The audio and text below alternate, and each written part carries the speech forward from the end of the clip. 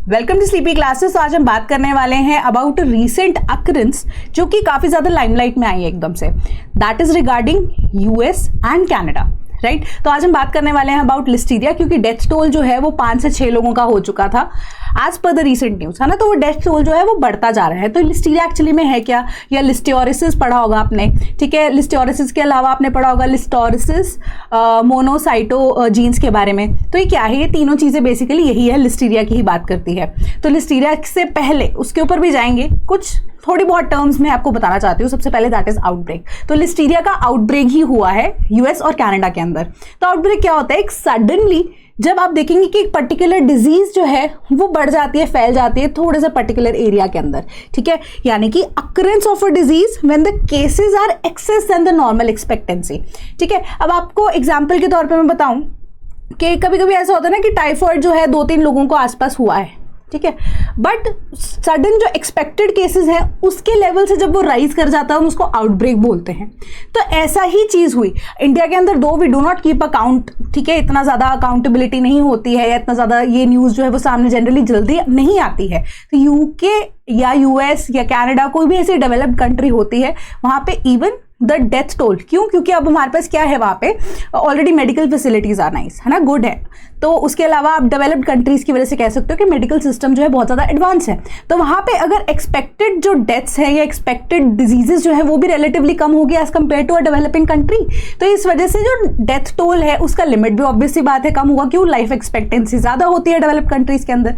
तो सिमिलर तरीके से आउटब्रेक का वहां पे नंबर, जैसे कि आप देख रहे हैं कि 5 से 6 लोगों की जब डेथ हुई तो वो सडनली न्यूज के अंदर आ गया, ठीक है। तो इस वजह से आउटब्रेक मान के चल रहे हैं किसका, लिस्टीरिया का।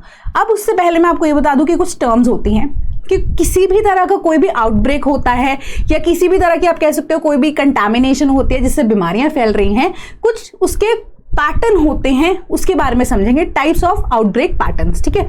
तो कॉमन सोर्स की बात कर लेते हैं। कॉमन सोर्स क्या है कि किसी एक ही चीज की वजह से एक कॉमन, आप सपोज कीजिए फॉर एग्जांपल टाइफॉइड है ना, वाटर कंटामिनेशन से हो रहा है, कि वही वाटर कंटामिनेशन की वजह से जब काफी सारे लोग जो है वो बीमार हो जाते हैं तो वो एक कॉमन सोर्स से हुए हैं। तो अब कॉमन सोर्स की फर्दर जो डिवीजन है वो भी होती है continuous source and then point source, ठीक है। तो कॉन्टिन्यूअस सोर्स में क्या होता है कि अब मैं एग्जाम्पल देती हूँ कि एक गोलगप्पे वाले भैया हैं, बहुत अनहाइजेनिक तरीके से वो गोलगप्पे बनाते हैं, ठीक है। बट ऐसा होता है कि जब आप वो गोलगप्पे खाने जा रहे हैं, 2 सहेलियां जा रही हैं। पहली सहेली जो गोलगप्पे वो खा रही है वो पहली बार ही वो गोलगप्पे खाकर बीमार हो जाती है। जो दूसरी सहेली है वो तो कह रही है नहीं, तेरा इम्यून सिस्टम बहुत ज्यादा वीक है, मैं तो जाऊंगी, मेरे को तो अच्छे लगे गोलगप्पे। शी और हर फ्रेंड डजंट नो कि अनहाइजेनिक तरीके से वो जो है या कंटामिनेटेड वाटर से वो क्या बने, गोलगप्पे बने, ठीक है। बट जो दूसरी सहेली हो सकता है तीसरी या चौथी बार खाने के बाद उसको ऐसा बीमार हो गया हो। तो यही डिफरेंस है कि जो सहेली पहली बार में बीमार हो जाती है वो पॉइंट सोर्स है, ठीक है, कि पहले ही इंक्यूबेशन पीरियड में उसकी इम्यूनिटी जो है वीक होने की वजह से उसके ऊपर अटैक हो जाता है ये बैक्टीरिया वायरसेस का, ठीक है। तो वो बीमार पड़ जाती है।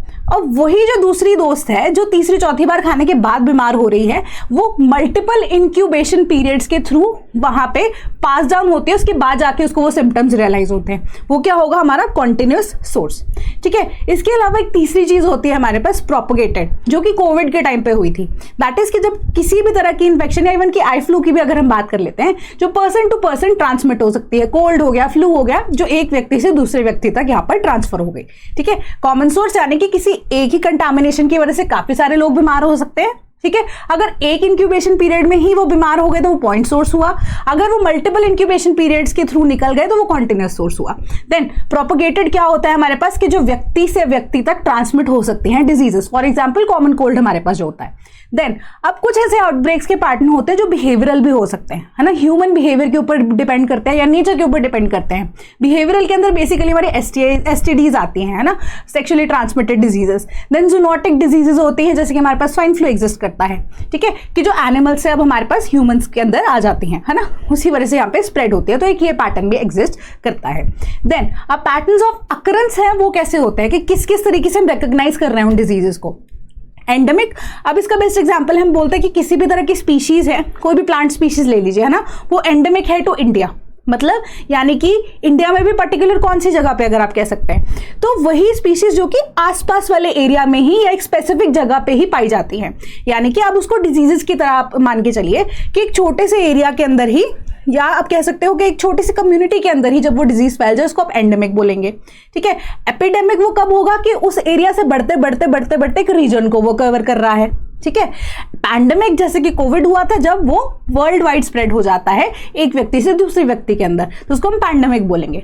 तो ये पैटर्न्स ऑफ अकरेंस हो गए हमारे पास। देन अब लिस्टीरिया की बात करते हैं, डिस्कस करते हैं लिस्टीरिया को इन डिटेल। तो न्यूज़ में मैंने आपको बता दिया कि लिस्टीरिया मोनोसाइटोजीन्स के बारे में बात हो रही थी।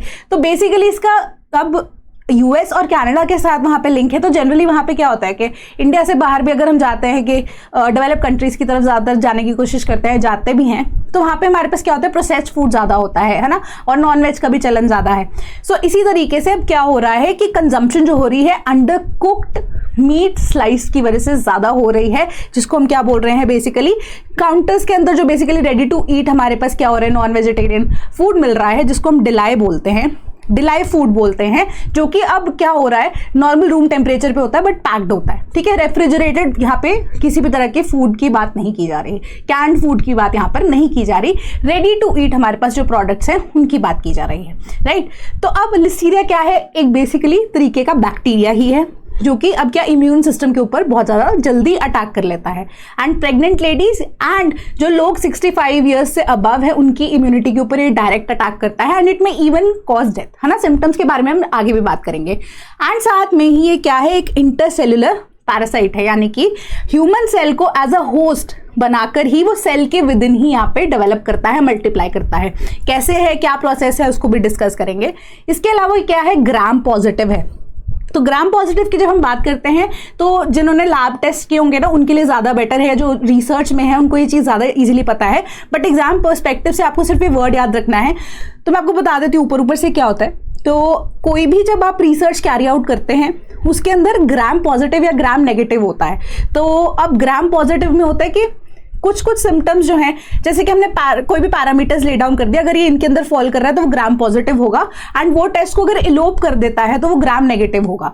तो इन दैट केस उनकी जो अब ऊपर रिसर्च होगी, उनको ट्रीट करने का तरीका होगा वो अलग होगा, है ना। ग्राम पॉजिटिव वाले को मे बी एंटीबायोटिक से ट्रीट कर देते हैं, इजिली ट्रीटेबल है। ग्राम नेगेटिव यानी कि जो कि इजिली डिटेक्ट ही नहीं हो पा रहे हैं, उनका ट्रीटमेंट जो है वो उसी के अकॉर्डिंगली वेरी करेगा। तो इसी के लिए अगर हम लिस्टीरिया की बात करें, डिटेक्ट हो जाता है ग्राम पॉजिटिव, ठीक है, अनटिल अनलेस सिम्टम्स शो नहीं होते हैं तो दिक्कत हो जाती है ना, या जिनको डिलेड यहाँ पे सिम्टम्स शो होते हैं तो प्रॉब्लम होती है। देन ये अगर दिखने में कैसे हैं, रॉड शेप्ड होते हैं। अब नेक्स्ट पॉइंट है वो है फैक्चुलेटिवली एनारोबिक। ठीक है, फैक्चुलेटिवली एनारोबिक का मतलब क्या बनता है कि जब इसको ऑक्सीजन की प्रेजेंस मिलती है, जनरल तरीके से ये ऑक्सीजन यानी कि एरोबिक रेस्पिरेशन ही फॉलो करता है ना, यानी कि एयर के प्रेजेंस में ही डेवलप करता है। बट जब भी ऐसी कोई भी एडवर्स सिचुएशन आती है तो ये एनारोबिक तरीके से भी सस्टेन यानी कि जिंदा रह सकता है। So in either case Listeria can survive, aerobically भी और एनारोबिकली भी। एरोबिकली जनरली सस्टेन करता है, एनारोबिकली भी सस्टेन कर सकता है, but not for longer periods. इसके अलावा डज नॉट प्रोड्यूस एंडोस्पोर्स। अब एंडोस्पोर्स का बेसिक बता देती हूँ। लिस्टीरिया जो है वो एंडोस्पोर्स यहाँ पर नहीं बनाता है। ठीक है, जब हम एंडोस्पोर्स की बात करते हैं तो ये उस तरह की आप कह सकते हो मल्टीप्लिकेशन होती है किसी भी तरह के पैथोजन की, जहाँ पे in case of certain situations जो भी ऑफस्प्रिंग प्रोड्यूस होती है वो डॉर्मेंट होती है। ठीक है, आपने एग्जाम्पल या न्यूज़ में भी अगर आपने ये चीज़ पढ़ी होगी कि हमने बोला है, ये रिसर्चर्स ने ये चीज़ कही है कि अगर हमारे ग्लेशियर्स मेल्ट होते हैं तो नई नई तरीके से हमारे पास जो है वो डिजीजेस निकल के आएंगी, जिसमें ज़ॉम्बी वायरस का भी एक नाम था, है ना। तो ये कैसे होता है, जब वो एंडोस्पोर्स की फॉर्मेशन करते हैं, यानी कि कुछ ऐसी जो डेवलपमेंट हो रही है, मल्टीप्लिकेशन हो रही है, उसकी वजह से जो ऑफस्प्रिंग्स हैं for a certain period of time, जब तक सिचुएशंस एडवर्स हैं, वो डॉर्मेंट रहेंगे, मरेंगे नहीं, ना ही डेवलप करेंगे। बट जैसे ही सिचुएशन बेटर होने लगती है, यानी कि इन दिस केस अगर ग्लेशियर्स मेल्ट होना शुरू हो जाते हैं तो क्या होगा, वो लाइव हो जाएंगे, ठीक है, मल्टीप्लाई करना शुरू कर देंगे। बट लिस्टीरिया के केस में ऐसा नहीं होता है, एंडोस्पोर्स की फॉर्मेशन यहाँ पे नहीं होती है। तो अगर एंडोस्पोर्स की फॉर्मेशन नहीं हो रही है, यानी कि वो इंटरसेल्युलर पैरासाइट है, कि वो ग्रो कर रहा है, मल्टीप्लाई कर रहा है इनसाइड द ह्यूमन सेल।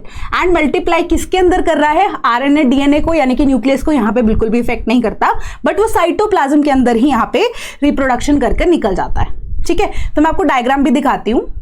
कि साइटोप्लाज्म के अंदर एंटर किया, वॉल को ब्रेक किया सेल की, ठीक है। साइटोप्लाज्म के अंदर फर्दर देखो रॉड शेप्ड है, साइटोप्लाज्म के अंदर क्या किया, रिप्रोड्यूस किया एंड बाहर से ही निकल गया, ठीक है। सो इसी तरीके से हमारे पास क्या है, ये डेवलपमेंट होती है, मल्टीप्लिकेशन होती है with respect to listeria.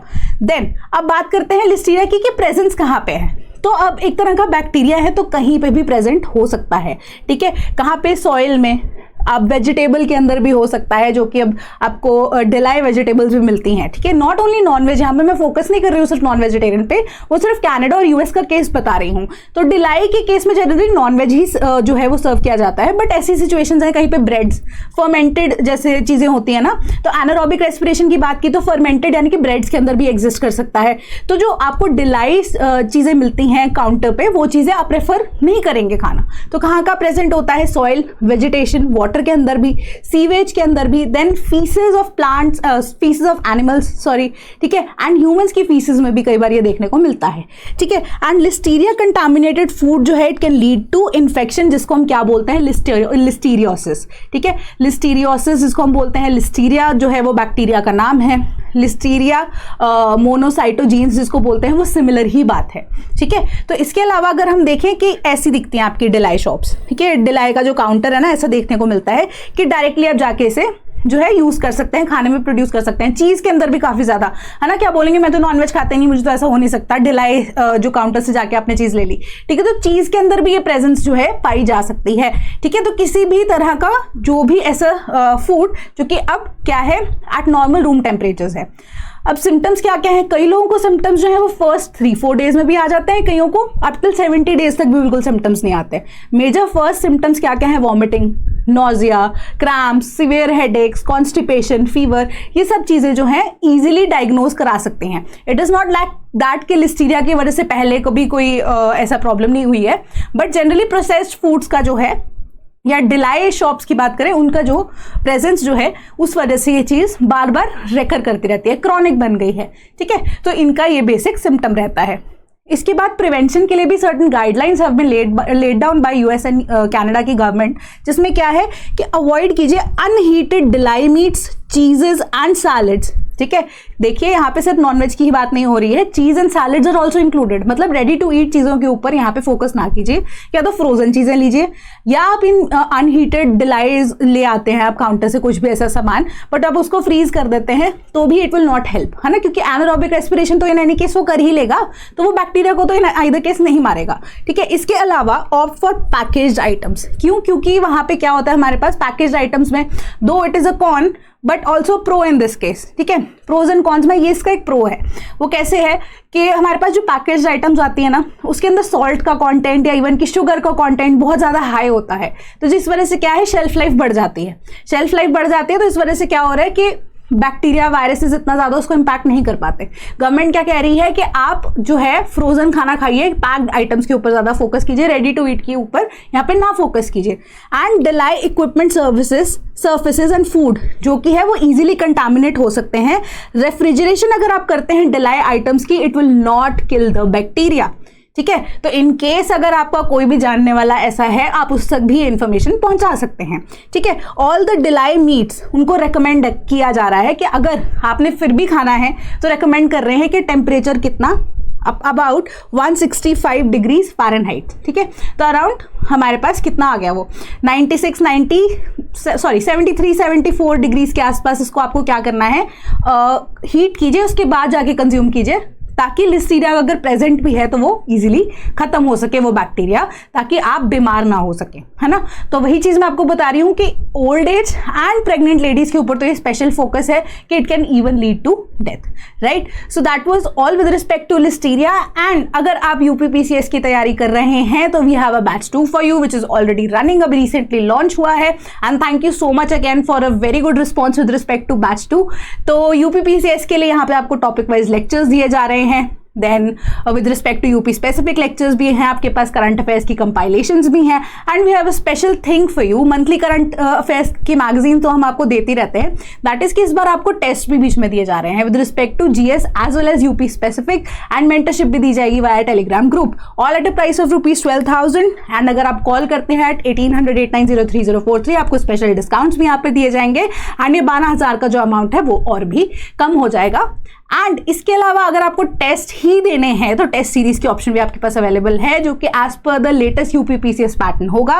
And ये टेस्ट जो है अगेन जीएस के या यूपी स्पेसिफिक दोनों, जो कि जनरल स्टडी से ही रिलेटेड हैं, उनके ऊपर ही फोकस करता है, जिसमें आपको 10 फुल लेंथ टेस्ट दिए जाएंगे एंड 10 मिनी टेस्ट दिए जाएंगे। एंड माइंड इट, जो 25 प्रैक्टिस क्वेश्चंस वीकली हैं, जो मिनी टेस्ट है जिनको हम बोल रहे हैं, वो आपके सिर्फ और सिर्फ यूपी स्पेसिफिक क्वेश्चंस के होंगे। तो ऑल द वे मोर आपकी प्रैक्टिस हो रही है यूपी स्पेसिफिक जीके की, ठीक है। इनके मॉडल आंसर्स दिए जाएंगे एंड इन्हीं में से एक टेस्ट आपका पीवाईक्यू बेस्ड होगा। इसके अलावा आपको monthly access for UP PCS के लिए स्पेसिफिकली उत्तर प्रदेश के जो करंट अफेयर्स है उनको भी आपको दिया जा रहा है, ठीक है, and as per the latest pattern, all at a price of ₹4,999। Further अगर आप और कॉल करते हैं अगेन एट द नंबर, तो आपको इस पे भी डिस्काउंट दे दिया जाएगा। सो that was all for today, and in case आपका कोई और रिलेटिव बाहर रहता है, आप उनको ये इन्फॉर्म जरूर कीजिएगा, ठीक है। That is all for today, thank you so much.